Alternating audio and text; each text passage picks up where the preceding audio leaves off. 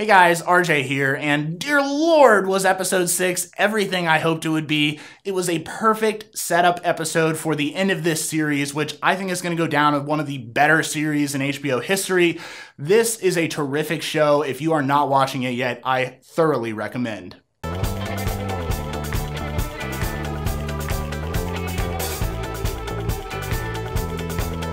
So guys, as always, if you have not seen episode 6 of Big Little Lies on HBO, turn this off, go watch it, come back here, then we can talk about it. I don't want to ruin anything for you in this show. With that out of the way, let's just kind of go right into this, right? I absolutely love the intro to this. They kind of pick up exactly where they left off, where Jane is racing home. She gets stopped by the police, and they're playing I absolutely love this song for this series, The Temptations. It's just amazing. I don't know how else to say it besides that. It sets such a it sets a great mood for the whole show. It helps transition between scenes. They barely say anything in the first 3 minutes of the show this time. They're just playing that in the background. You know, things are happening. She's getting pulled over. She's still driving. You have Madeline and the kids and Eddie just all in the living room, like making a little slideshow and stuff with their iPhone. I thought that was terrific. I thought the opening scene, and then Jane walks in, sees her son being super happy, asleep down on the floor. And of course, kids are cutest when they are sleeping.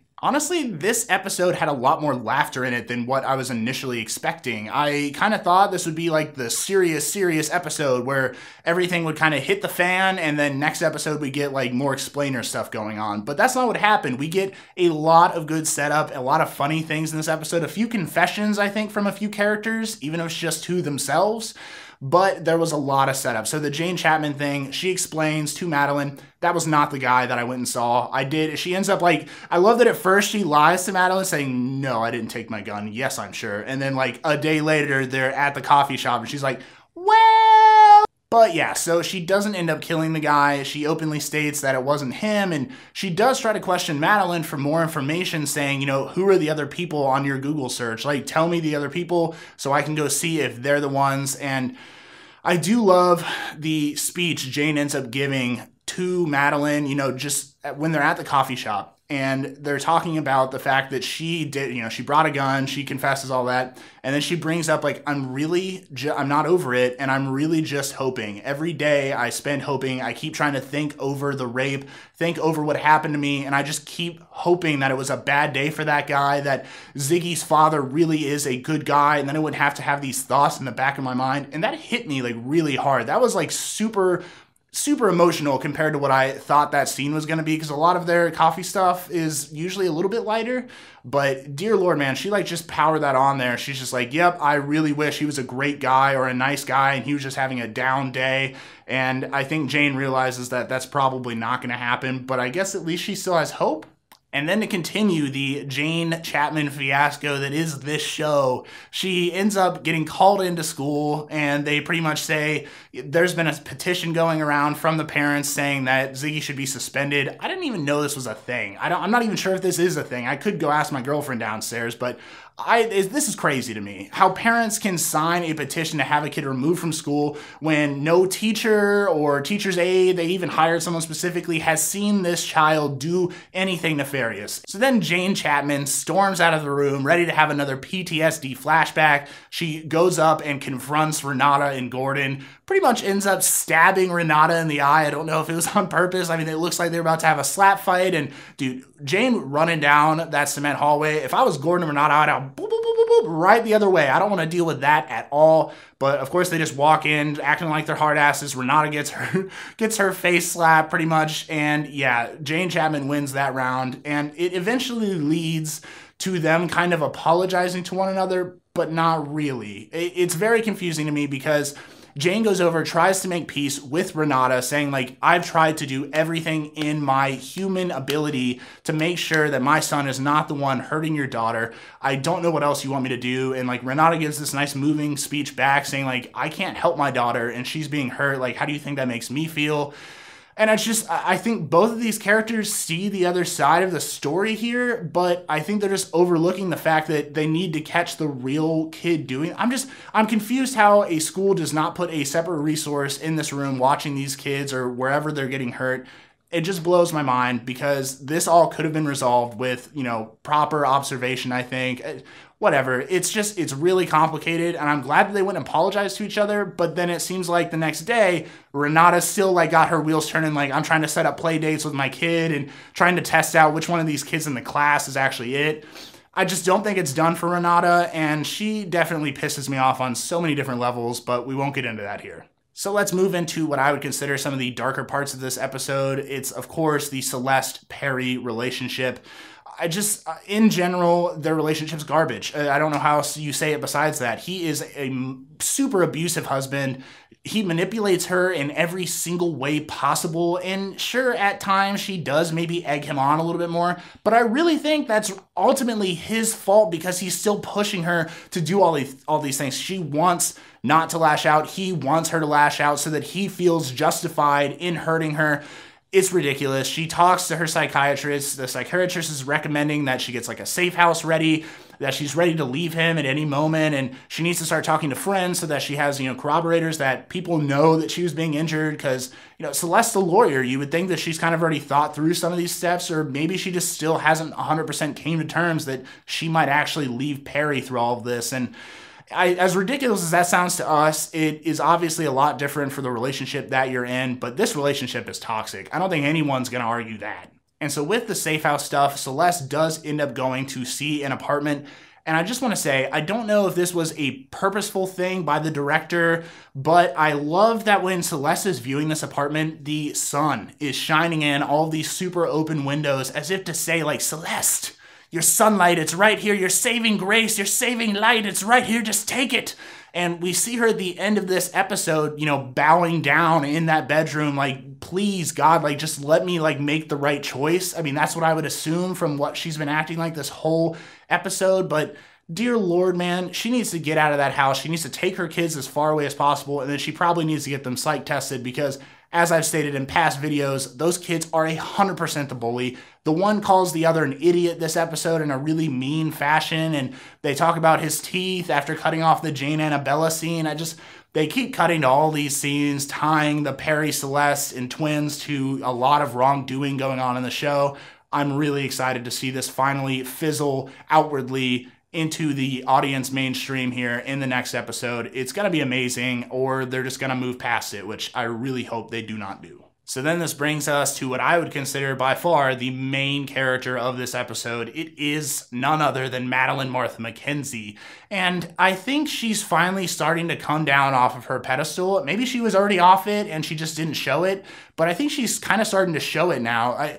She gets kind of blindsided by the Eddie thing in this episode where he's saying, basically part of a good marriage is knowing how to pretend. And he says, like, the essence of a good marriage is pretending. And she doesn't really take lightly to that. And I think it's more of a guilt thing. I don't think she's actually angry at him. I think it's just pure guilt where she's feeling really guilty about what she did with the play director. And clearly that hasn't gone all out the window yet because of the preview for next week. But I mean, Madeline's got to realize, like, Eddie is sitting here saying, like, I'm the winner. I'm the winner here. I get to wake up to the girl of my dreams every single day, but yet somehow, some days, I still feel like the loser. And I got to give it to Eddie here. That one was a ridiculously rousing speech, and he's kind of calling it on the money here, right? Like, you can tell that Madeline does not have the same lustful emotions for her husband as she does for other men. And I mean, obviously this happens to some of us because, we're just used to what we can't have, obviously, is a lot more pleasurable to some of us. But I think Madeline's goes deeper. I'm not really sure how. I don't know if she's like angry at herself or still in love with Nathan or something along those lines, but it just really is starting to eat away at Madeline Martha McKenzie. And dear Lord, does I think it finally spew all over the place in that final dinner scene. So yes, let's talk about it. It was an absolutely glorious couple of minutes of television. I'm just sitting there yeah, tell her what the daughter's gonna do. And then, of course, after like 3 minutes of pleasantries, they finally have Nathan spill the beans to Madeline, and her and Eddie are like, if this is a joke, like, it's not funny. It's not funny at all, Nathan. I'm not going to sit here like, are you and Bonnie just fucking with us right now? And, of course, Nathan has to explain, no, our daughter is actually selling her virginity on the internet for what might be a good cause, sure, for Amnesty International, but, yeah, you can't really do that. And of course, Madeline responds to this information in the only way she knows how, and that is projectile vomiting, green liquid everywhere.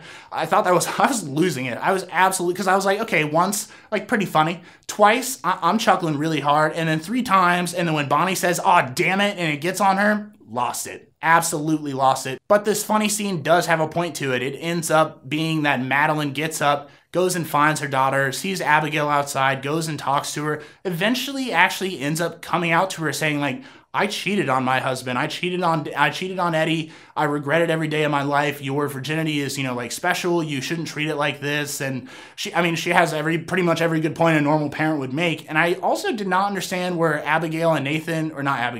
Bonnie and Nathan were like, "Well, we're going to put a stop to it." Why didn't you just put a stop to it in the first place? Like, the whole free expression thing is great, but like, dear Lord, you can't just let your daughter go sell her virginity on the internet and say nothing's wrong. I don't know if this is the first time that Madeline has been really open with her daughter, but I think maybe something clicked there, and maybe that's what drove Abigail away, because I'm assuming at this point that Eddie is a great guy. Eddie didn't do anything to Abigail. He hasn't done anything else to anyone in the family. I'm just praying HBO does not ruin his character. Steady Eddie for life, MVP of this show.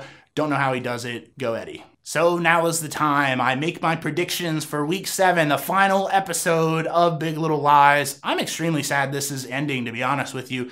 I thought this show could be like 10 to 15 episodes easy, and I would be 100% lashed in for every episode. The acting has been phenomenal. The music has been phenomenal. The video, not even effects, just the cinematography and the lighting and the way that they shoot some of the over-the-shoulder shots, it's all been top-notch, exactly the way I would expect from HBO. And I'm going to be sad to see this show go. I made you wait a little bit longer there. Yes, let's do our final prediction here. I think it's pretty much sealed at this point. The Wright twins have to be the bully in the class. If it is Chloe, I'm going to be real upset with HBO, and I'm going to have some words to the producer. Okay, that girl is adorable. Don't you dare ruin this for me. And then for who dies at the talent show, I really got to assume that it has to be Madeline. And I say this because I still think that the playwright's wife is going to come and kill her. The little meeting they had in the auditorium after the play, the premiere night,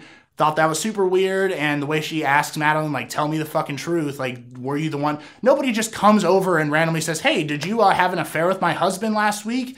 Nope, I think that has to be the key here. I know that they're doing a lot of stuff with the Jane Chapman, Celeste Wright stuff. I just hope Perry burns in jail. I think getting killed is way too easy of an out for him.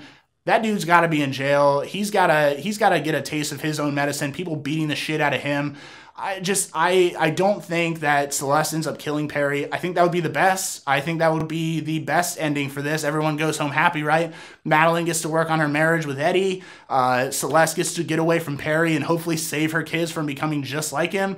And Jane gets to finally get, reclamation and closure on her rape. And everyone goes home happy. But this is HBO, and I don't really see them doing that. So my final prediction is Madeline gets killed by the playwright's wife. I really hope that's it. Please don't ruin characters like Eddie for me.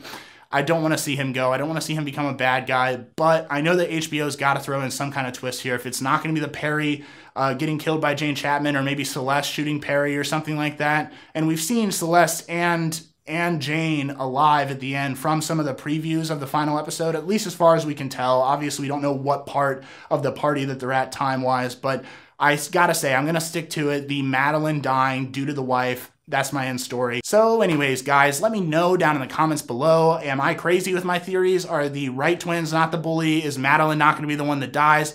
Let me know down below. Let me know your theories of who you think's gonna die. Book readers, please do not spoil anything. That is a way to get yourself insta-blocked. It just, I don't mess with that. If you want me to read the book, I understand that, and you can let me know in the comments, but it's not gonna change the fact that this is a TV review YouTube channel. So no, I'm not gonna read the book just to watch the TV show. So yeah, like this video if you liked it. Subscribe to us here on YouTube. Go watch some of the other review videos that I have for Big Little Lies. We have all 6 episodes, including this one, and a theory video. So go watch those, and tons of other content we have here on Ouroboros Bros. And until next time, guys, we'll see you soon.